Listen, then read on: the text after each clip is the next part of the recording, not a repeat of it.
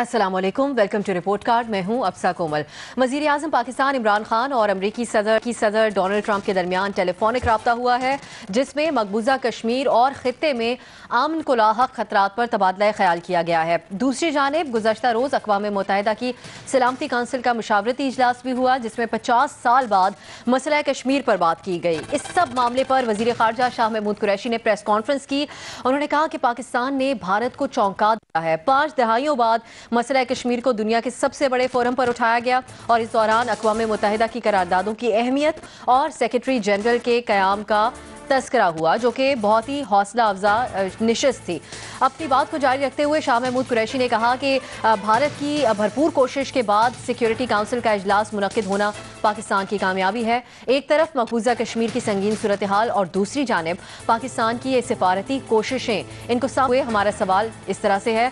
इमरान खान का अमरीकी सदर से राब्ता, मकबूजा कश्मीर की सूरत हाल पर बातचीत, 5 दहाइयों बाद मसला कश्मीर पर निशिस्त हौसला अफजा थी, ये पाकिस्तान की कामयाबी है। शाह महमूद कुरैशी, आपसे जानना चाहेंगे कि क्या मसला कश्मीर अब हल होने के करीब है, हाँ या नहीं? सबसे पहले हम मजहर अब्बास साहब की तरफ जाएंगे। मजहर साहब, जो कल की डेवलपमेंट है, जो मुशावरती इजलास हुआ सिक्योरिटी काउंसिल का, उसमें अक़वाम मुत्तहिदा की करारदादों की अहमियत पर बातचीत हुई, जो बातें सामने आई हैं उसको देखते हुए क्या समझते हैं आप? नहीं, मेरा नहीं ख्याल कि इतना स्ट्रेट फॉरवर्ड जवाब कभी भी डिप्लोमेसी में इतना स्ट्रेट फॉरवर्ड जवाब हो सकता है। इतना पुराना, इतना पेचीदा मसला इतनी जल्दी हल नहीं होता। ये ज़रूर है कि आपके लिए ये एक हौसला अफजा बात है कि इजलास हुआ, ये हौसला अफजा बात है कि किसी मेंबर ने इस इजलास के मुनक्कद होने की मुखालफत नहीं की। ये हौसला अफजा बात है कि बड़े अरसे बाद 1965 या 64 के बाद ये इजलास हुआ और तमाम परमानेंट मेंबर्स और तमाम मेंबरान ने शिरकत की। देखिए, इसमें अहम चीज़ क्या है जो आपके लिए जो एक इनकरेजमेंट है, वो ये कि जो चाइना है, चाइना को जो इशू हो गया, जो इंडिया ने ये मूव किया है, उससे जो चाइना के टेरिटोरियल क्वेश्चन उठ गया है, उसकी वजह से ये इजलास मुनक्किद हुआ है। और ज़ाहिर है चाइना की ही रिक्वेस्ट है। ज़ाहिर है आपने चाइना से जाके परसू किया, चाइना ने उस चीज़ को आगे बढ़ाया, उसका अपना भी प्रॉब्लम था। और अगर आपको याद हो कि इंडियन फॉरेन मिनिस्टर ने सबसे पहले चाइना गए, उन्होंने फ़ौरन पाकिस्तान ने जब ये पोजीशन ली तो वो गए चाइना को जो है वो किसी तरीके से कन्विंस करने की कोशिश की, वो नाकाम हुए उसमें। तो चाइना का बड़ा इंपॉर्टेंट रोल है इसमें, लेकिन अभी कोई भी चीज़ सामने नहीं आई है खुलकर, माँ सिवाय इसके कि एक इजलास हुआ है। एक चाइना की तरफ से कोई यूएन एजेंसी की तरफ से एक बयान ज़रूर जारी हुआ है, लेकिन यूएन सिक्योरिटी काउंसिल का एज सच उसका कोई स्टेटमेंट नहीं आया उसके। हमें एक्टिव रहना चाहिए, प्रोएक्टिव रहना चाहिए, हमें अपनी डिप्लोमेसी ज़्यादा एग्रेसिव करनी चाहिए, ज़्यादा तेज़ी से आगे बढ़ना चाहिए। जो आज प्रेस कॉन्फ्रेंस में उन्होंने चीज़ें अनाउंस की हैं, देखिए आपका हर एम्बेसी में एक डेस्क हो वो अलग बात है। पहली चीज़ ये कि उस डेस्क में कौन होगा ये बहुत इंपॉर्टेंट बात है। सिर्फ आपने किसी को नौकरी पर लगाना है वो अलग, लेकिन एक कमिटमेंट के साथ प्रोफेशनली कॉम्पिटेंट आदमी होगा तो ज़्यादा आपको। उसके अलावा आपका वैसे हर जगह एक प्रेस अटाची भी होता है, लेकिन आपका एक प्रॉपर मीडिया डेस्क होना चाहिए। उसकी वजह यह है कि दुनिया के जो मीडिया है उसमें जो कवरेज होती है, उसमें जो पाकिस्तान पर्सपेक्टिव होता है, वो उसकी रिस्पॉन्सिबिलिटी होनी चाहिए, उसकी पब्लिक रिलेशनिंग ऐसी होनी चाहिए कि आपका आज आप CNN की भी बात करें, BBC की भी बात करें, न्यूयॉर्क टाइम्स, वॉशिंगटन पोस्ट की भी बात करें, लेकिन शाह महमूद कुरैशी साहब से मेरी दरख्वास्त है कि पाकिस्तानी मीडिया को इंडियन मीडिया बनाने की बात ना करें। इंडियन मीडिया है ही नहीं, वो सिर्फ प्रोपेगेंडा है। पाकिस्तान का मीडिया वोकल है। आप पे अगर वो क्रिटिसाइज भी करता है तो उस क्रिटिसिज्म को लेना चाहिए, ये कहे बगैर कि कोई मीर जाफ़र है, कोई वो नहीं होता। कल आप BBC की मुखालफत कर रहे थे पाकिस्तान के हवाले से, उसने कोई रिपोर्ट दे दी थी, लेकिन इस इशू को, कश्मीर के इशू को और इस स्पेसिफिक इशू को बढ़ावा देने में जो है वो BBC का बड़ा हाथ है, इंटरनेशनल मीडिया का बड़ा हाथ। तो पाकिस्तानी मीडिया को आप जितना स्ट्रॉन्ग करेंगे उतना ही आपको फायदा होगा, लेकिन पाकिस्तानी मीडिया को इंडियन मीडिया बनने ना दें, क्योंकि इंडियन मीडिया में सिर्फ प्रोपेगेंडा होता है, स्पेकुलेशंस होती है, झूठ होता है। उस चीज़ को पाकिस्तानी मीडिया से कंपेयर ना करें प्लीज़। जी, इरशाद भट्टी साहब, वैसे भी अगर हम कंपैरिजन करें जो भारतीय मीडिया का जिस किस्म की कवरेज रहती है तो हमें यही फीडबैक आता है वहाँ से भी कि बड़ी माने खेज यहाँ पर गुफ्तगू हुआ करती थी, होती भी है। तो क्या इस मामले की राह में भी रुकावट नहीं होनी चाहिए? और दूसरा ये कि क्या अभी तो बहुत सी एफर्ट्स करनी है कश्मीर के मामले पे, डिप्लोमेटिक फ्रंट पे, तो अभी से इसको सेलिब्रेट करना क्या ठीक है आपके ख्याल में? आज कर्फ्यू का 12वां रोज़ ख़त्म हो गया, यानी ख़त्म होने को है। और मज़लूम कश्मीरियों की मुसीबतों में जो इजाफ़ा हुआ है या जो मुसीबतें हैं, राशन नहीं है, दवाइयाँ नहीं हैं, बीमार को अस्पताल ले जाना मसला है, मुर्दों को दफनाना एक मसला है। गुज़श्ता रोज़ एक कश्मीरी का वो मैं कहानी सुन रहा था, वो कह रहा था कि मैंने अपनी हामला बेगम जिसको जो मरने लगी थी तो उसको जान पर खेल कर जब मैं ले गया हॉस्पिटल तो रास्ते में 3 जगहों पर मुझे गोलियां लगते लगते बचीं और 18 जगहों पर मेरी तलाशी और तफ्तीश हुई।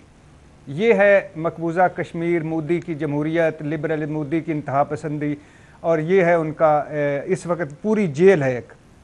बिलाशुबा सलामती कौंसिल में मसला कश्मीर डिस्कस करने की अपनी अहमियत है और चीनी मंदूब का खुलकर कश्मीर पर इज़हार राय अपनी अहमियत है। कश्मीर तस्लीम शुदा तनाज़े है, खसूसी हैसियत ख़त्म करने से खित्ते में कशीदगी पैदा होगी।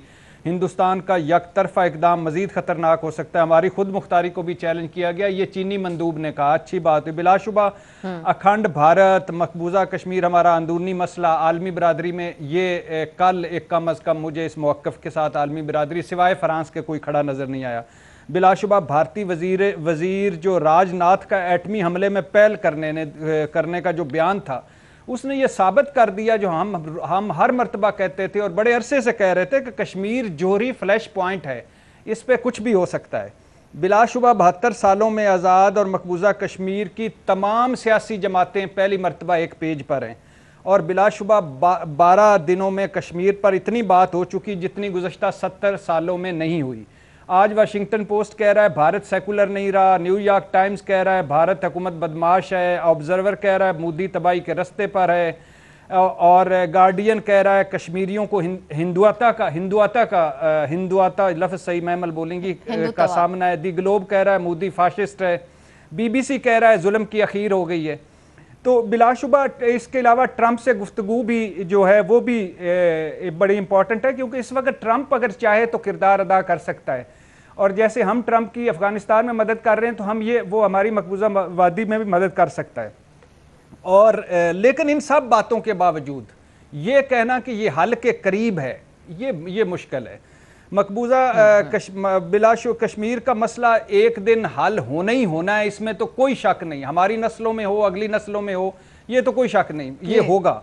लेकिन मुझे नहीं लगता क्यों नहीं हो ये हल के क्यों नहीं करीब, क्योंकि दुनिया हमारे साथ नहीं, दिल से हमारे साथ दुनिया नहीं खड़ी। मुस्लिम उम्मा जो है वो नहीं खड़ी। आज सिर्फ मुस्लिम उम्मा जो है अगर ये अपनी तिजारती बाइकआउट कर दे भारत से, उनकी भारतीय लेबर को कह दे वापस चले जाए, तो हिंदू बनिया जो है जिसका जो 2+2 पे करता है वो इस मसले के हम करीब पहुंच जाएंगे। आज अमेरिका सिर्फ दिल से आपके साथ खड़ा हो जाए तो फिर भी मसले के करीब है, लेकिन ये पेचीदा लंबा एक बहुत तय दर तय उलझा हुआ मसला है। हल होगा मगर अभी हम हल के करीब नहीं है। अभी बहुत से एफर्ट्स करनी होंगी। नई का ऑप्शन आप ले रहे हैं महमल, आज़ाद मीडिया का किरदार ये भी बावर हुआ होगा दुनिया को कि कितना अहम होता है। एग्जांपल्स दी जा रही हैं, साहब भट्टी साहब ये भी दे रहे थे। दूसरा, कल की मीटिंग पे आपके क्या ख्यालात हैं, और उसके बाद जो शाह महमूद कुरैशी साहब ने प्रेस कॉन्फ्रेंस में इसको कामयाबी करार दिया, ये कबल अज़ वक्त है या ठीक था उनका बयान? अब से इसमें मैं ऑप्शन नहीं का लूँगी, और उसकी वजह ये है कि देखिए वाकई ही 1971 के बाद पहली बार कश्मीर डिस्कस हुआ है, ये बात सच है। मतलब आप समझते हैं कि 50 सालों के बाद ये हुआ है UNSC के अंदर, मतलब मैं इस फोरम पे कह रही हूँ। लेकिन पहली चीज़ तो ये थी कि वो कोई ओपन सेशन नहीं था, वो एक क्लोज डोर कंसल्टेशन थी, और वो चाइना के कहने पर हुई, वो हमारे खत की वजह से तो खैर नहीं हुई थी। तो अच्छा, और वो भी इसलिए क्योंकि चाइना का लद्दाख के ऊपर इंडिया के साथ टेरिटोरियल डिस्प्यूट है। फिर क्या हुआ, ये CNN की अपनी रिपोर्ट है। CNN वालों ने कहा कि उनकी एक UN के डिप्लोमेट से बात हुई कि ये कितनी कामयाब थी, तो उन्होंने कहा कि इससे अंदाज़ा कर ले कि एक जॉइंट प्रेस स्टेटमेंट देने को भी तैयार नहीं थी, ये कंसल्टेशन की मीटिंग, यानी प्रेस रिलीज कोई नहीं आई इसकी, यही जो वर्ड ऑफ माउथ है, और फिर ये कि हमारे एम्बेसडर ने उधर क्या बोला और जो उनके एम्बेसडर उन्होंने क्या बोला, उसके अलावा वो भी बाहर, क्योंकि जाहिर बात है पाकिस्तान और इंडिया को अंदर बैठने की इजाज़त नहीं थी, क्योंकि ये परमानेंट मेंबर्स के लिए थी कंसल्टेशन। फिर दूसरी चीज़ ये हुई कि उसके अलावा, और उसकी वजह है उन्होंने कहा प्रेस रिलीज इसलिए नहीं क्योंकि उनको था कि उनको वर्डिंग जो स्टेटमेंट की होगी उससे मसला था, क्योंकि बहुत सारे ये मेंबर्स कह रहे थे कि ये एक बायलैटरल इशू है, ये दो ममालिक का इशू है, ये आपस में तय करे, इसमें सारों को कूदने की जरूरत नहीं। हालांकि यूनाइटेड नेशंस बना इसीलिए था कि वो दुनिया की पीस और सिक्योरिटी और उस चीज़ के ऊपर बात कर सके, लेकिन अनफॉर्चुनेटली यूनाइटेड नेशंस ने भी अपना कई इस तरह के इशूज़ के ऊपर अपना जो है ना मीनिंग खो दिया है उन्होंने। तो हमारी कोई खास सक्सेस नहीं हुई। ये शाहमूद कुरैशी साहब जो बात करें, जाहिर बात है हाइप तो देनी पड़ेगी, क्योंकि पाकिस्तान को कहीं से भी खातिर कामयाबी तो नहीं मिल रही अनफॉर्चुनेटली। अब आप कश्मीर पे आ जाए, देखिए असल मसला जो कश्मीर के, जो जिस तरह आपने इंडिपेंडेंट मीडिया की बात की, हमें भी बड़ा बुरा लगता है इंडिपेंडेंट मीडिया, हमें भी BBC बड़ा बुरा लगता है। हमारे मिनिस्टर भी कहते हैं कि भारत ब्रॉडकास्टिंग कॉर्पोरेशन है, जब उनको वो वाली रिपोर्ट्स पसंद नहीं आती जो वो पाकिस्तान के खिलाफ होती है, लेकिन जब वही BBC कश्मीर के अंदर वायलेशंस और एट्रोसिटीज की और जुल्म की और मजालिम की बात करता है तो हमें वो रिपोर्ट्स हम खुद कोट करते हैं। तब हम इजरायली पेपर्स को भी कोट करते हैं, हमारे वजीर आजम जिनको हम वैसे बहुत बुरा जानते हैं क्योंकि वो कश्मीर के ऊपर वो भारत के खिलाफ एक बात कर रहे हैं या मोदी को हिटलर से मुशाबत दे रहे हैं, इस तरह की चीजें। बात यह देखिए इंडिपेंडेंट मीडिया बहुत जरूरी होता है, लेकिन जिस तरह मज़ा साहब ने बात की, भारतीय मीडिया में चंद आवाज़ों के अलावा जैसे अरुंधति रॉय होगी, संकर्षण ठाकुर है, सिद्धार्थ वरदराजन है, तो कुछ और इस तरह के हैं बड़े जिन्होंने बड़े अच्छी चीज़ें लिखी हैं, लेकिन उसके अलावा भारतीय मीडिया के अंदर बहुत कम है, मतलब अखबारात में टेलीग्राफ, हिंदू, NDT, इस तरह की चीज़ें, उसके अलावा कोई नहीं है जो उधर ज़्यादा खुल के बोल सके। एक मोदी का डर है, दूसरा वो इंडिया के अंदर एक इस तरह का माहौल है कि वो कश्मीर के ऊपर ज़्यादा अपनी गवर्नमेंट से हट बात नहीं करते और वो पाकिस्तान के ऊपर उनकी एक डिफरेंट लाइन है। तो ये एक है, होना चाहिए आजाद में, लेकिन कदगन उन्होंने खुद सेल्फ इम्पोज्ड कदगन है उनके ऊपर बहुत ज्यादा, ये एक उनका मसला है।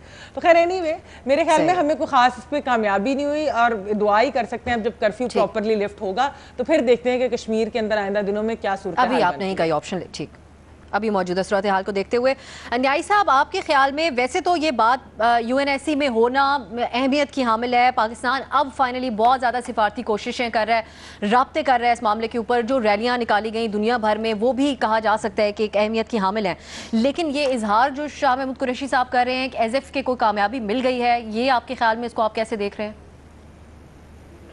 देखिए अब सब मैं तो मुझे नहीं समझ आती कि जो है इस वक्त पाकिस्तान जो है उसकी क्लियर कट क्या पॉलिसी है। मेरे सामने कोई अभी तक, मैं आज भी कुछ दोस्तों को जो मुझसे बहुत सीनियर हैं, बड़े जहांदीदा हैं और बड़े ज़ीरक हैं, बहुत पढ़े लिखे हैं, उनकी बैन-अवी सूरत हाल पर और कश्मीर और पाकिस्तान के इन मामलों पर बहुत ही अमीक और गहरी नज़र है। तो मैं उनसे ये पूछा था कि मेरा सवाल ये है, मुझे कुछ ये बता दें, जिसमें कई लोग सीनियर फॉरेन ऑफिस के बंदे जो रिटायर हो गए हैं, कि हमारा मुतालबा क्या है, पाकिस्तान की प्रोपोजिशन क्या है, हम क्या मांग रहे हैं दुनिया से। हम मुख्तलिफ जगहों पे कोई कॉल्स कर रहे हैं या राब्ते कर रहे हैं तो हम क्या कह रहे हैं कि हम क्या चाहते क्या हैं। तो हर बंदे ने एक अपनी अपनी ज़ुबान बोली।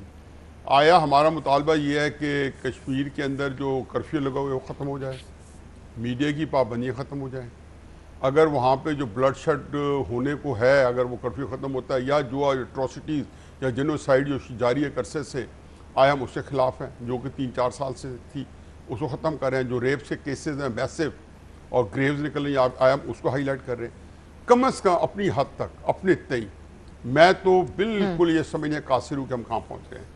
शाह महमूद कुरैशी ने पिछले 8-10 दिनों में, 7-8 दिनों में, 5 अगस्त के बाद 2 दफ़ा उन्होंने बहुत बड़े पैमाने पर गलत बयानी की है। मैं तो समझता हूँ कि हाई टाइम है कि शाह महमूद कुरैशी से अब इस्तीफ़ा मांगना चाहिए। मैं समझ जो उन्होंने 2 बातें की, पहले तो नेशनल सिक्योरिटी काउंसिल की मीटिंग की, हमने डिस्कस किया ये रिपोर्ट कार्ड में, और उसके अंदर ऐसा था कि जैसे हम सोच रहे थे कि अब वज़ीर आज़म को खुद जाना चाहिए या शाह महमूद कुरैशी को जाना चाहिए, कि उन्होंने कहा था हम वहाँ वक़्फ़ अपने भरपूर पेश करेंगे। मौसूफ को ये भी नहीं पता था कि एक इस मीटिंग बुलाने के ऊपर कोई एक कंसेंसस डेवलप हुआ है कि फ्रांस जो था इसको, जो बाद में इस रिपोर्ट कार्ड में डिस्कस किया कि फ्रांस ने ये कहा कि आप इसको अदर आइटम में रखेंगे और जुम्मे के दिन रखेंगे, जुमरात के दिन भी नहीं, ताकि इसकी अहमियत ना हो। और फिर शाह महमूद कुरैशी साहब का बयान तो फैक्चुअली तो करेक्ट था ना, लेकिन सिर्फ ये कहा जा रहा था कि वो वक्त नहीं था ठीक उनके साथ। अब नहीं करेक्ट था, आज भी वो कह रहे हैं हमें कामयाबी मिली है, तो बिल्कुल कौम को गलत बयानी कर रहे हैं, क्योंकि हम जो चीज कौम के अंदर मार्केट कर रहे हैं, मेरा अपनी नहीं ख्याल कि वो सूरत हाल है। इस वक्त सूरत हाल तो ये है कि हमारा कोई प्रोपोजिशन होती, हम उसके ऊपर तैयार करते। मसलन ट्रंप से गुफ्तगू हुई तो जो उनका डिप्टी प्रेस सेक्रेटरी है होगन, क्या नाम है उनका, होगन गिडले ने जब कल प्रेसिडेंट और इमरान खान साहब की, ट्रंप की और इमरान खान साहब की गुफ्तगू बताई, तो उन्होंने कहा जी बड़ा बेनाइन तरीके से, देखिए कितना खूबसूरत स्टेटमेंट था, 3-4 उन्होंने लाइनें बताई। उन्होंने कहा जी कि ये मीटिंग थी, वज़ीर आज़म का जो कामयाब दौरा है, ये स्टार्ट कर रहे हैं वो कामयाब दौरा है, उसके फॉलोअप में जो है, यानी कि उस कामयाब दौरा फॉलोअप में रीजनल डेवलपमेंट से बात हुई। और फिर तीसरे नंबर पर उन्होंने कहा, अब से जरा सुन लेना प्लीज, आप ये बात मुकम्मल करने दें। तीसरे नंबर पर उन्होंने ये कहा कि जम्मू और कश्मीर के तनाज़र में इंडिया और पाकिस्तान में जो तनाव पैदा हुआ है, उसको कम करने के लिए दोनों मुल्क बाहमी तौर पर, यानी कि दोनों मुल्क बाहमी तौर पर आपस में तय करें, ना 370A ना 35A कि रिस्टोर होगा, 378 जो है रिस्टोर होगा। तो क्राइसिस हमारा ये है कि हमारे यहाँ पे इस वक्त एक बहुत बड़ा क्राइसिस। आज जब नेशनल सिक्योरिटी काउंसिल बैठी होगी तो यकीनन उन्होंने ये देखा होगा कि यूएन सिक्योरिटी काउंसिल ने हमें एक लिहाज से बारिंग चीन स्नैप किया, और फिर चीन के जो रिपोर्ट थी वो भी बड़ी ऐसी नहीं थी कि जिसमें उसने कोई हमें सपोर्ट किया। तो मैं समझता हूँ कि आज हम सफारती तौर पे अकेले भी हैं, कश्मीर का issue for the right reason the wrong reason discussion में आ रहा है, हम हमेशा होता रहे, क्यों हम कौम को गलत बयानी करते हैं।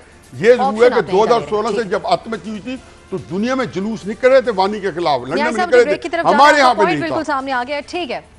ठीक है, ब्रेक की तरफ जाना है मुझे। हमारे तमाम तज्ज़ियाकारों ने नहीं का ऑप्शन लिया है, लेकिन ये समझते हैं कि अक़वाम मुत्तहिदा की सलामती काउंसिल के मुशावरती इजलास में इस पर बात होना अहमियत का हामिल ज़रूर है, लेकिन अभी सिफारती तौर पर पाकिस्तान को बहुत ज़्यादा कोशिशें करनी होंगी। एक और मामला है, बिलावल भुट्टो का एक बयान है जिस पर बहुत ज़्यादा बहस हो रही है। गुफ्तगू करेंगे एक ब्रेक के बाद।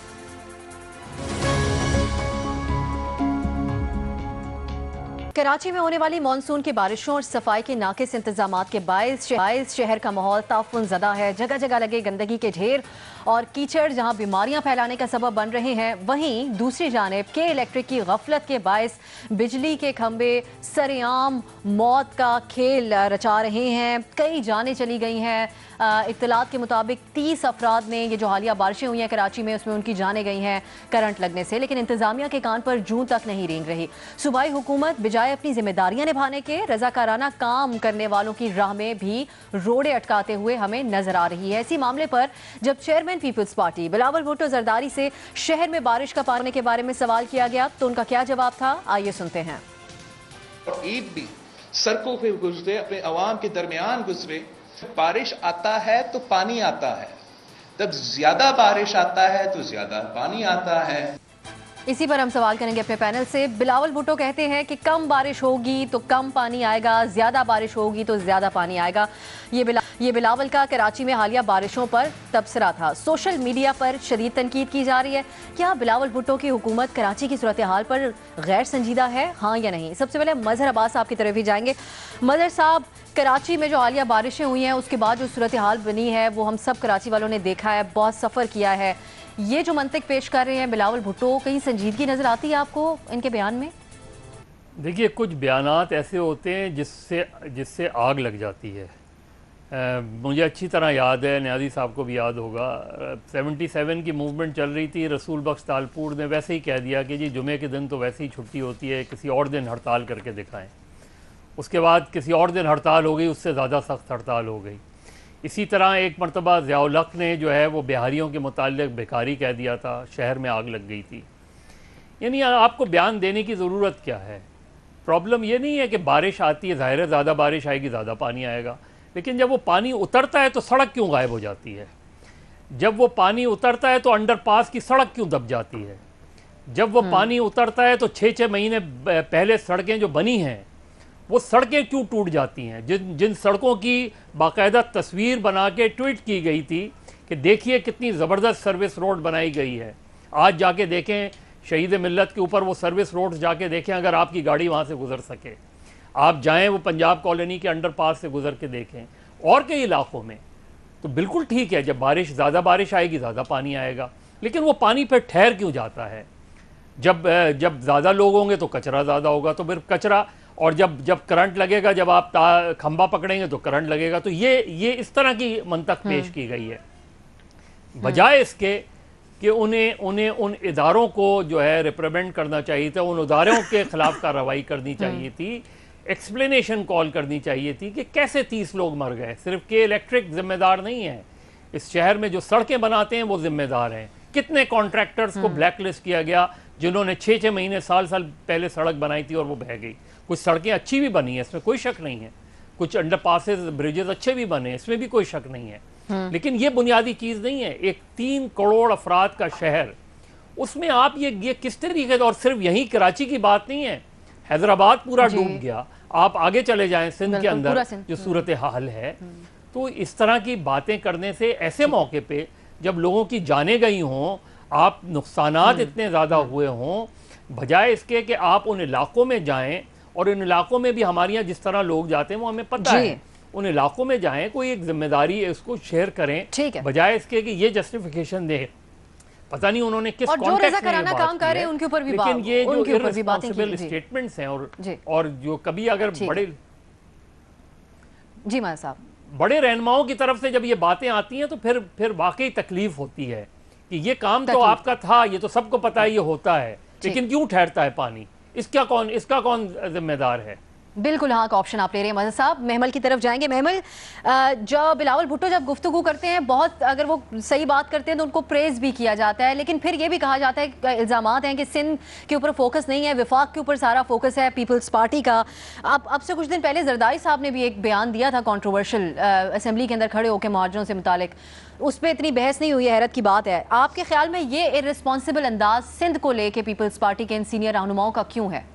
देखिए, इसमें अब सा ऑप्शन तो मैं नहीं का लूँगी, क्योंकि उसमें मेरे ख्याल में थोड़ा सा लैंग्वेज बैरियर का मसला है। वो शायद ये कहना चाह रहे थे बिलावल भुट्टो साहब कि जो अर्बन फ्लडिंग होती है, क्योंकि ये क्लाइमेट चेंज की वजह से एक वैसे भी नेचुरल कैटास्ट्रोफी है, जब एक्चुअली यानी कि इतनी ज़्यादा अनप्रेसिडेंटेड बारिश जो हो रही है उसकी वजह से शायद वो कह रहे थे, वो उसके बारे में बात करना चाह रहे थे, लेकिन लैंग्वेज बैरियर है तो उन्होंने एक्सप्लेन नहीं उस तरीके से कर सके। मेरा अपना ज़ाती ख्याल तो जितना क्योंकि मैंने उनकी देखी थी प्रेस कॉन्फ्रेंस, तो मुझे उससे ये अंदाज़ा हुआ कि वो ये गैर संजीदा तौर पर नहीं कह रहे थे कि मतलब कि पानी ज़्यादा आता है तो नहीं आता, तो ये वो। लेकिन हाँ, और दूसरी चीज़ आई थिंक कि वो एक्चुअली उनको संजीदा लेना भी चाहिए सिंध के मसले को, क्योंकि अगर वो गैर संजीदा हुए तो ये उन पर रिफ्लेक्ट करेगा। वो पहली बार बने हैं मेंबर ऑफ नेशनल असेंबली, वो सिंध से ही इलेक्ट होकर आए हैं। उनकी पार्टी इस वक्त हालांकि वो एक नेशनल पार्टी है, लेकिन फिर भी सिंध के अंदर उनकी हुकूमत है। सिंध की हुकूमत की परफॉर्मेंस बिलावल भुट्टो के ऊपर रिफ्लेक्ट करेगी, किसी और पे नहीं, जरदारी साहब पे नहीं, फरियाल तालपुर पे नहीं, इवन मुराद अली शाह पे नहीं, सिर्फ बिलावल भुट्टो पे रिफ्लेक्ट करेगी। अगर वो वाकई चाहते हैं कि पीपल्स पार्टी अगले इलेक्शनों में कोई अच्छी, इससे ज़्यादा बेहतर सीटें लेकर जाए या कोई इस उसमें आए कि हुकूमत साजी कर सके, तो उनको सिंध के ऊपर फोकस करना पड़ेगा। मसला कराची का तो ख़ास तौर पर, आप लोग तो खैर कराची में रहते हैं, आप और मज़हर साहब, हम तो नहीं रहते, हम तो दूर से बैठ कर ही देख सकते हैं। मैंने जो एक चीज़ फील की कि कराची के लिए कोई ओनरशिप लेना पसंद नहीं करता कराची की। यानी अगर पीपल्स पार्टी की बात करें तो उनकी पिछले हालांकि 10 साल से गवर्नमेंट है, 11 साल से, लेकिन वो कहते हैं कि हमसे पहले एमकेएम थी और लोकल गवर्नमेंट तो उन्हीं के पास थी। एमकेएम से बात करें तो वो कहते हैं कि हमें तो लोकल गवर्नमेंट, जो कि सच भी है कि लोकल गवर्नमेंट में इनको ज़्यादा पावर नहीं दी गई मेयर को, तो इस जो अब है तो उनको इस वक्त नहीं दी गई, लेकिन जाहिर बात है उनका एक पास्ट है, वो बहुत साल रहे हैं। फिर अगर आप पीटीआई से पूछे, वो पीपल्स पार्टी और एमकेएम दोनों को वो बुरा भला कह देती है, लेकिन आप पीटीआई को भी देखें, ये अली जैदी साहब ने क्लीन कराची मुहिम जो शुरू की, उसके बारे में उधर लोग ये कह रहे हैं कि जो गंद उन्होंने निकाला जब बारिश हुई, वही गंद वापस चला गया, क्योंकि प्लानिंग नहीं थी, मतलब वही वापस चला गया। वो कचरे तो नहीं निकाला, मैं कह रही हूँ जब बारिशें हुई तो वही वापस चला गया ना, उन्हीं जगहों पे गिर गया, तो उससे वो दोबारा वो गया। एक और खैर एक असल मसला जो बेसिक कराची का है ना आप साहब, वो है अर्बन डेवलपमेंट, क्योंकि ये जो जितनी सॉलिड वेस्ट मैनेजमेंट के पॉइंट थे, ये मज़ा साहब और आप बेहतर जानते होंगे कि उसके ऊपर किसी के ऊपर फ्लाईओवर बन गया, किसी के ऊपर अंडरपास बन गया, किसी को, क्योंकि मॉडर्नाइजेशन हो रही है ना, तो उन्होंने प्लानिंग कोई नहीं की कि किस तरीके से हर तरफ यूं यूं यूं चीजें बन रही हैं, प्लानिंग किसी ने नहीं की। तो असल इसके बहुत ज्यादा मसाइल है, लेकिन मेरे ख्याल में इसके ऊपर सियासत नहीं करनी चाहिए।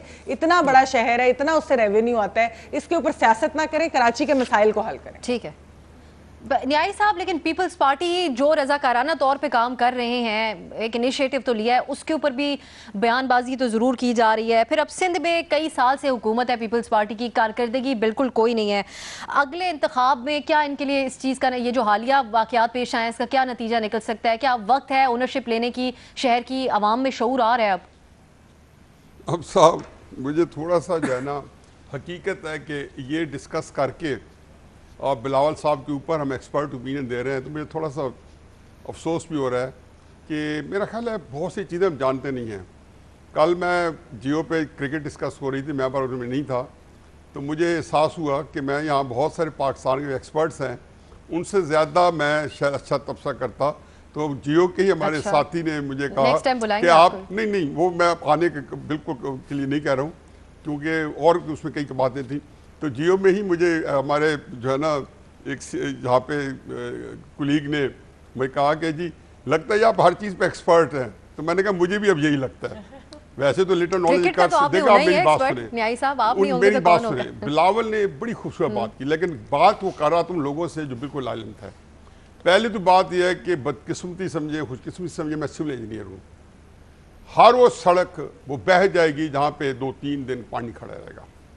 इसका दुनिया जहान की कहीं पे अगर कंक्रीट की नहीं बनी, रीइंफोर्स कंक्रीट की नहीं बनी, इसके अंदर एक सब बेस होता है जिसके अंदर क्ले पार्टिकल जो है उसको उसकी बॉन्डिंग करते हैं, सैंड की और ग्रेवल्स की, और वो जिसको कहना चाहिए लीच आउट कर जाता है। तो ये तो टेक्निकल बात है। पानी जब भी खड़ा होगा, पानी बड़ी फोर्सफुल चीज़ है। कैपिलरी रिएक्शन से ज़मीन पे पानी डालते हैं, छत के ऊपर से आपको टपक के नीचे आते हैं। उसके पानी के अंदर, पानी और आग दुनिया की 2 ताकतवर 3 चीज़ें हैं, उनके अंदर बड़ी फोर्स है। एक कतरा जो है कैपिलरी रिएक्शन से आपकी छत पे चढ़ जाता है। दूसरी बात, अब ये देखें कि कराची जो है वो अबव सी लेवल से आज की तारीख में 2 से 3 मीटर है। लाहौर जो है 230 मीटर है अबव सी लेवल।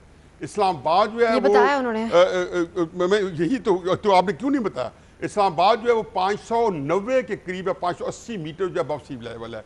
मरी जो है वो 3.5। लेकिन ये जस्टिफिकेशन काफी है साहब, इतने साल से हुकूमत होना सूबे में जो क्लाइमेट। एक तो आप मेरा ख्याल है मेरे वाला काम करना चाहती हैं, आप भी न्याय साहब कता कलामी के बाद मैं आपसे ये भी कहने, आप इस पे भी बात करें, हम एंशिएंट सिविलाइजेशंस को अगर निकाल के देखें तो वहां भी पानी का निकास का निजाम कई साल पहले मौजूद था। क्या हूं कि जो प्लेटो जहां स्नोफॉल होती है, लगभग टेक्सास जहां मैं पड़ा हुआ हूं, ये हाल तो नहीं होता वहां पे इससे बुरा हाल हुआ। सड़कों को उनको फौरन उनके बुलडोजर जाते हैं।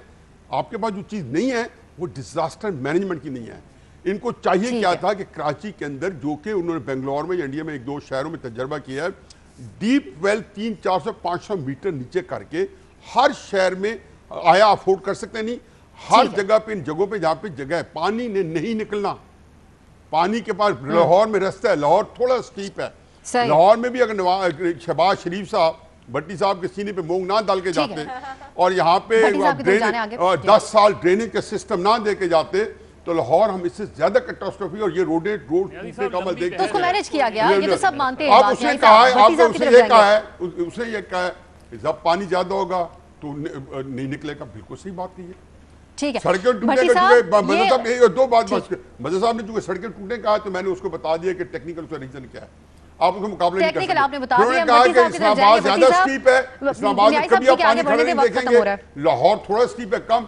कराची बिल्कुल फ्लैट है, सी लेवल से बराबर है, नहीं निकलेगा पानी। ठीक है, ये गैर संजीदा बयान है इरशाद भट्टी साहब, या फिर हम इसको समझ नहीं पा रहे, टेक्निकल बात है? देखिए, जब बारिश आता है पानी आता है। जब ज्यादा बारिश आता है ज्यादा पानी आता है। कर सकते हैं। जब ज्यादा पानी आता है, खंबा बिजली का तार डूब जाता है। जब खंबा बिजली का तार डूब जाता है, पानी में करंट आता है। जब पानी में करंट आता है, बंदा मार जाता है। जब बंदा ज्यादा मार जाता है, इसका अकाउंट खुलता है। जब इसका अकाउंट ज्यादा खुलता है, इसमें पैसा आता जाता है। जब इसमें ज्यादा पैसा आता जाता है, फिर मौजें हो जाता है। जब ज्यादा मौजें हो जाता है, फिर बारिश आता है।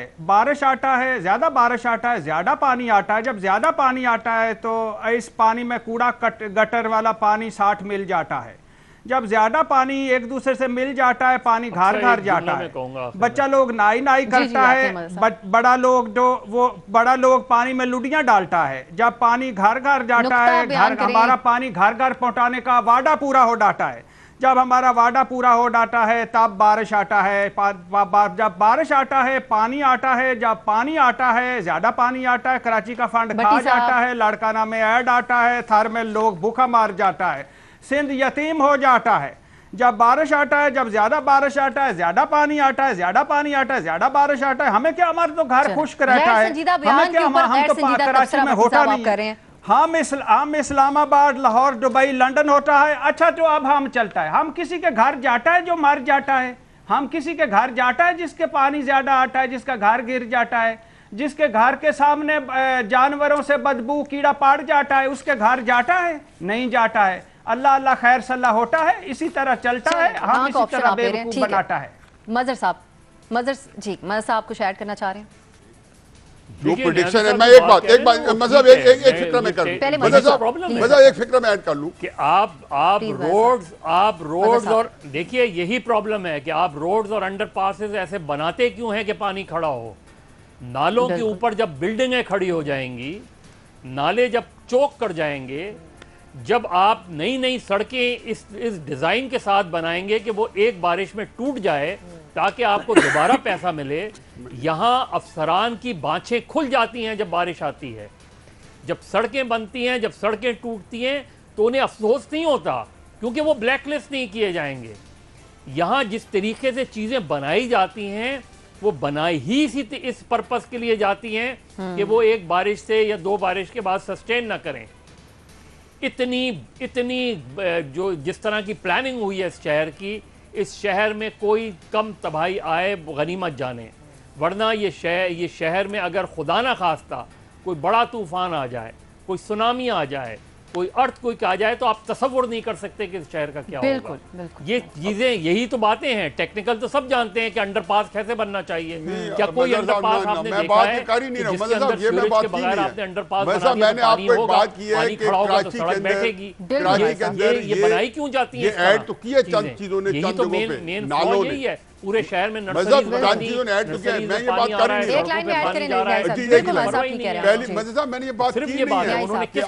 तो आपको टेक्निकल बताया है कि ये चीज ये कि क्या उन लोगों के खिलाफ कोई कार्रवाई हुई है, चाहे केएमसी के लेवल पे मेयर साहब चीखते रहते हैं, क्या मेयर साहब ने कोई कार्रवाई की है कि जिन कॉन्ट्रैक्टर्स को ये कॉन्ट्रैक्ट दिया है साल से वही अफसरान जो वजीर आला के साथ नजर आए, जो मेयर के साथ नजर आए, वो अफसरान मुझे हर हुक्मरान के साथ नजर आते हैं। ये वो अफसरान हैं जिनकी बातें खुलती हैं जब कोई तबाही आती है, क्योंकि उनका कमीशन सेट होता है। मल साहब मैंने बात की नहीं है। पहली बात तो यह है कि ये जो बारिशें हैं ये जब भी होंगी कराची के अंदर से पानी इसी तरह रहेगा, उसके निकास के जो तरीक़ार है वो पहले से डिज़ाइन जो करने चाहिए तो वो डिफरेंट डिज़ाइन है। दूसरी बात यह है जो ज़्यादा खौफनाक चीज़ है जो कराची में रहने वाले मदद साहब आप लोगों को वरी करना चाहिए कि ये पूरी की पूरी जिसको कहना चाहिए क्लाइमेट चेंज वालों की पूरी प्रेडिक्शन है कि 30 से 35 साल के अंदर, आप गूगल कर लें आपको मिल जाएगा, कराची सिंक कर रहा है और पाकिस्तान के 3 से 3.5 करोड़ लोग उस वक्त होंगे, वो सारे के सारे उनको आपको रीलोकेट करने हैं। ये आपको बता दिया गया है, उनका ज्यादा बंदोबस्त करें। मसला तो एग्जिस्ट करता है ना न्याय साहब, और मौसमियाती तब्दीलियों का साहब भी कह रहे हैं नहीं ये शहर मुतामिल हो सकता। ये बात वाज़ेह है कि कराची क्या पूरे सिंध को यहाँ की हुकूमत संजीदा नहीं लेती, जिसके असरात हम हर बारिश के बाद देखते हैं। हाजिर होंगे एक ब्रेक के बाद।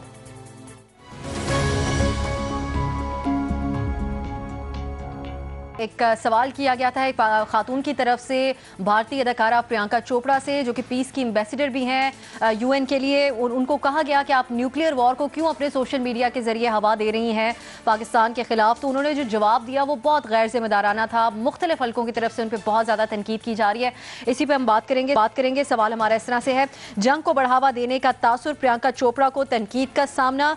पाकिस्तानी अदाकारा महविश हयात कहती हैं कि मोदी अपनी फिल्म इंडस्ट्री को हथियार के तौर पर इस्तेमाल कर रहे रहे हैं। CNN से महविश हयात गुफ्तगू कर रही थी। आपसे ये जानना चाहेंगे कि क्या हालिया तनकीद के बाद बॉलीवुड मोदी के खिलाफ बोल सकता है, हाँ या नहीं? सबसे पहले हम महमल की तरफ जाएंगे। महमल, आप कह रही थी कि जो भारतीय मीडिया है वो सेल्फ इम्पोज है, उनका जो पाबंदियां हैं, जिस तरह की वो बात करते हैं। अदाकारों के मामले में क्या मसला पेश आता है? इन अदाकारों को तो बॉर्डर केस पार भी बहुत पसंद किया जाता है और हमारे अदाकार हम हमेशा से देखते आए हैं कि बहुत मोहतात रहते हैं इस तरह के मामलात पे। अब सर इसमें मैं नहीं का ऑप्शन लूंगी और उसकी वजह अगर आपने देखा हो कि अभी रिसेंटली ये जो लिंचिंग्स होती है ना, यानी कि जो ये बीफ खाने पे मुसलमानों की और दलित्स की लिंचिंग हो रही थी, बहुत ज़्यादा को मार दिया गया था भारत में, तो कुछ उनके सेलिब्रिटीज़ ने एक लेटर लिखा था मोदी के नाम और उस बड़ा सख्त लेटर था। उसके अंदर अनुराग कश्यप जो एक बड़े मशहूर भारतीय डायरेक्टर है वो भी थे, उनको ट्विटर छोड़ना पड़ा और उन्होंने ट्वीट्स भी की कि मैं इसलिए छोड़ रहा हूँ कि मेरे वालिदैन को थ्रेटनिंग कॉल्स आ रही हैं, धमकियों या मेज कॉल फ़ोन कॉल आ रहे हैं, मेरी बेटी को रेप की थ्रेट दी गई ऑनलाइन, तो मैं इसलिए अपना ट्विटर डिलीट कर रहा हूँ क्योंकि एक मेरे ख़त की वजह से इतना ज़्यादा चीज़ मेरी फैमिली को फेस करनी पड़ रही है। तो मेरा नहीं ख्याल कि भारत का जो इंडस्ट्री है बॉलीवुड वो कभी भी इस किस्म की लाइन लेगी जो एंटी मोदी हो और जो वो वहाँ का जो मीडिया उसको पोर्ट्रे कर दे कि जी ये गद्दारी है। इस तरह होता है उधर, इस तरह की चीज़ें वो कर देते रिपब्लिक टाइप अनुराग ये अपने अर्नब गोस्वामी जैसे लोग। अच्छा, जहाँ तक ये प्रियंका चोपड़ा की बात है, प्रियंका चोपड़ा एक तरफ जी UN गुडविल एम्बेसडर है, दूसरी तरफ वो जय हिंद इस तरह की वो ट्वीट करती है कि जिससे लगता है कि वो एक्चुअली ये गालिबन पुलवामा के टाइम की बात है कि जब दोनों ममालिक बिल्कुल जंग के करीब थे तब वो इस तरह की ट्वीट्स कर रही थी कि लग रहा था कि वो बहुत ज़्यादा भारत को और भारत फौज को और इस तरह कह रही है कि करो करो जो करना है। बात ये होती है ठीक है आपको अपने मुल्क से, हमें भी बहुत प्यार है अपने मुल्क से, लेकिन हम जंग फिर भी नहीं चाहते, ठीक है ना? उनको भी अपने मुल्क से प्यार होगा, कोई ऐसी बात नहीं है। अनफॉर्चुनेटली मसला ये है, और प्रियंका चोपड़ा ने बड़ी बदतमीजी की उस पाकिस्तानी लड़की के साथ और जिस तरीके से उन्होंने जवाब दिया, जैसे वो बड़ी पेट्रोनाइजिंग हो रही है और वो बड़ी उनको मतलब एक इंफीरियर सी समझ रही है कि oh you know we are all here for love girl. मतलब ये क्या बात, जिस तरह से उन्होंने डिसमिसिव तरीके से उन्होंने बात की, उनका रवैया भी किसी को बहुत बिल्कुल नहीं सही था। दूसरा मसला ये है कि भारत की जो फिल्म इंडस्ट्री देखिए वो एक इंडस्ट्री, एक बिजनेस है, वहां पे वो अफोर्ड ही नहीं कर सकते कि वो मोदी सरकार के खिलाफ कुछ बात करे क्योंकि उनकी फिल्मों का बॉयकॉट हो जाएगा, सिनेमाओं को आग लग जाएगी, उनके घरों को आग लगा देंगे, जो उनको दिल में भी बुरा जानते हैं ना वो भी नहीं बोलेंगे। और बाकी जो है ना वो तो वैसे ही उन्हें बड़ा लव करते हैं मोदी को। ये भारतीय फिल्म इंडस्ट्री बिल्कुल कोई इतनी लिबरल नहीं है जिस तरह हॉलीवुड की है जो स्टैंड लेती है ट्रंप के खिलाफ, ये नहीं है, बॉलीवुड नहीं है लिबरल। वो हॉलीवुड में भी इतना काम कर चुकी हैं प्रियंका चोपड़ा, शायद वहां से सीख लेती हैं कि अदाकारों को अपनी लिमिट्स तक रहना चाहिए, उनको पसंद करने वाले बहुत होते हैं हर जगह। अरशाद भट्टी साहब, ये मेरी अनपॉपुलर किस्म की बात हो सकती है जो मैं कह रही हूँ कि आर्ट की कोई बाउंड्रीज नहीं होती और आर्टिस्टों को इस तरह के मामलात के अंदर नहीं बात करनी चाहिए, दोनों तरफ बॉर्डर के किसी भी मुल्क से ताल्लुक रखने वाले हों। आप क्या इस बात से इत्तेफाक करते हैं? देखिए, वो वक्त चला गया जब पाक भारत एक मरतबा टेंशन अरूज पर थी। रात फ़तेह अली ख़ान ने एक गाना बनाया, अमिताभ बच्चन ने वो गाना सुन रहा है और उन्होंने वीडियो रिकॉर्ड की और उस पर वीडियो डाली कि मैं ये गाना सुन रहा हूँ और वाकई सरहद नहीं होती, हम उधर के और इधर के एक हैं। वो वक्त चला गया जब वो सुनील दत्त आया करते थे, देव आनंद आया करते थे, अपनी जन्मभूमियों को देखा करते थे, बातें किया करते थे, दिलीप कुमार आया करते थे, लोग एक दूसरे पाकिस्तान का नाम खुलेआम लिया करते थे और पाकिस्तान के बारे में अपनी यादें शेयर किया करते थे। अब वो वक्त नहीं रहा। अब वो जैसे एक हजूम में एक पागल आदमी ईंट लेकर खड़ा है, जैसे हम बहुत दफ़ा पहले भी कह चुके हैं, और उस हजूम क्या करेगा? वो उसको मुकाबला करेगा नहीं कि ईंट खाएगा, क्या करेगा? पागलों का जत्था है जो हिंदुस्तान पर इस वक्त राज कर रहा है। उन्होंने वहाँ रहना है, इन अदाकारों ने, फेम है, पैसा है। आमिर खान ने एक बात की थी, उसका क्या बना? दुबई जाना पड़ गया बेगम समेत, उनकी बेगम तो फिर भी हिंदू है, उन्होंने बात की, क्या बना? शाहरुख खान कितनी मरतबा धमकियां सुन चुका है और कितनी मरतबा उसको माफ़ियाँ मांगना पड़ी हैं। सलमान खान जो है वो उसका बाप सपोर्टर है नरेंद्र मोदी का, लेकिन वो भी बोल नहीं सकता। नसीरुद्दीन शाह ने एक मरतबा कहा था मेरे बच्चे जो हैं वो गैर महफूज हैं इस हिंदुस्तान में, उसके बाद उसका क्या हाल हुआ? जैसे भारतीय खिलाड़ियों ने साबित कर दिया है कि खेल की सरहद हो ना हो, खिलाड़ियों की सरहद होती है। इसी तरह भारतीय फनकारों ने यह साबित कर दिया है कि फन की कोई हद हो ना हो, फनकार की हद होती है। गौतम गंभीर देखें, वो क्रिकेटर था, अच्छा भला के अंदर से एक जनूनी निकला है, चौकीदार गौतम गंभीर, और अजीबो गरीब वो वाहियात और बकवासियात कर रहा होता है। यानी कोई पता ही नहीं होता, कोई पता ही नहीं होता कि क्या किस बात पे कर रहा है। परेश रावल इतना अच्छा अदाकार था लेकिन अंदर एक जनूनी छुपा हुआ है, और अनुपम खेर जो है वो अंदर एक जनूनी और इंतहा पसंद आदमी छुपा हुआ है। प्रियंका चोपड़ा की छोड़ ही दें, तो ये जो है ये उन्होंने रहना है इस मुल्क में, वो नहीं अफोर्ड कर सकते, उन्होंने मार खानी है, मरना है, उन्होंने इस मुल्क से निकलना है। ये सारा स्टारिज्म वो तो पकड़ के अगर उनके घरों पे हमला कर दें कौन छुड़वाएगा, कौन छुड़वाएगा उनको? तो इसलिए ये बड़ा मुश्किल है उनका बोलना। उनका मज़ साहब, आपके ख्याल में भी क्या ये मजबूरियां हैं जिसकी वजह से उनको ऐसे बयानात देने पड़ते हैं? और अदाकारों को क्या सिर्फ अमन और पीस की बात नहीं करनी चाहिए, हालात की बेहतरी की बात नहीं करनी चाहिए? देखिए, एक चीज़ समझें, इस वक्त जो भारत में पिछले 8-10 साल में हिंदुत्वा सिंड्रोम है, उसने पूरे भारत को अपनी लपेट में ले लिया। उसने भारत की जमहूरियत को फारिग कर दिया है, उसने भारत के सेकुलरिज्म को फारिग कर दिया है, उसने भारत के कल्चर को फारिग कर दिया है। दूसरी बात यह कि बॉलीवुड, आप याद रखें कि बम्बई बीजेपी का गढ़ है, शिवसेना का गढ़ है, वहाँ जुर्रत नहीं कर सकते, वहाँ अपने मोहल्ले में कैसे निकलेंगे वो, ये बात कहेंगे। फिर वहाँ जो इंतहा पसंदी है वो इस तरह की है कि भारत अगर मैच हार जाए तो घरों को आग लग जाती है। यहाँ भी गुस्सा होता है अगर पाकिस्तान मैच हार जाए, लेकिन ये नहीं होता कि घरों को आग लग जाए, वहाँ घरों को आग लगा देते हैं। तो वहाँ की जो इंतहा पसंदी है वो अपनी इंतहा को है, और उसकी इंतहा ये है कि नरेंद्र मोदी वहाँ का वज़ीर आज़म है। ये भारत की इंतहा पसंदी की इंतहा है कि उसने सबसे बड़ी जमहूरियत ने एक ऐसे शख्स को मुल्क का वज़ीर आज़म और मुल्क की बागदौड़ संभाल ली है कि जिसका माइंडसेट ही सिर्फ वो है कि जो गुजरात में नज़र आए या मकबूजा कश्मीर में नज़र आए।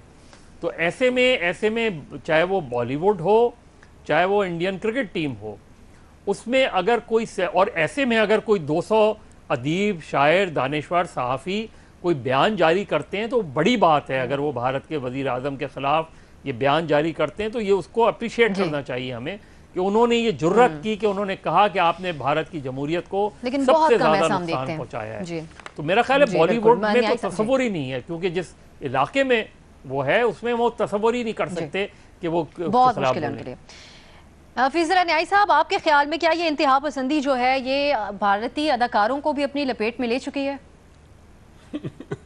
मुझे अपने जियो कुलीग्स को बताना होगा कि एक फील्ड ऐसी आ गई है जिसमें मेरी जनरल नॉलेज सिफर है और भट्टी साहब से भी कम है। आप इसे अंदाजा लगाएं वो क्या ये अच्छा, प्रियंका चोपड़ा और महवा हयात, मुझे हकीकत ये नहीं कि इनके पहले तो इनका मुझे तारुफ तो कराएं कि वो मेरे ज़ाहिर है कि मेरा ये एरिया है नहीं, और मैं इनकी स्ट्रेंथ या इनकी जो प्लेसमेंट फिर भी इस पे 2 घंटे बोलेंगे, मैंने ये सुना पीछे से फिर भी बोल जाएंगे, पता जब ये आते हैं तो मेरे जो है ना नाम पहले आते हैं, तो इसलिए मैं वाकई भट्टी साहब की बात मान लेता हूँ कि इसमें नहीं बोलता। चलें ठीक है, आपका टाइम बचा, आप इसमें नहीं बात करते, ये हुआ है कि ठीक न्याई साहब, बिल्कुल ठीक है। बाकी इसके ऊपर जो हमारे तजियाकारों की गुफ्तगू थी आपने मुलाहिजा की, महविश हयात ने जो अमरीकी मीडिया है उसके ऊपर पाकिस्तान का जो इमेज दिखाया जाता है दूसरे ममालिक में, उसके ऊपर भी बात की। अच्छे तरीके से वो इस चीज़ को पेश कर रही हैं, लेकिन सीखने का मौका भी है तमाम अदाकारों के लिए प्रियंका चोपड़ा वाले चैप्टर से कि इन मामलों पर बात नहीं करनी चाहिए या फिर मोहतात रहना चाहिए। इजाज़त दीजिए नाज़रीन, खुदा हाफिज़। मुझे तो आप जानते ही होंगे,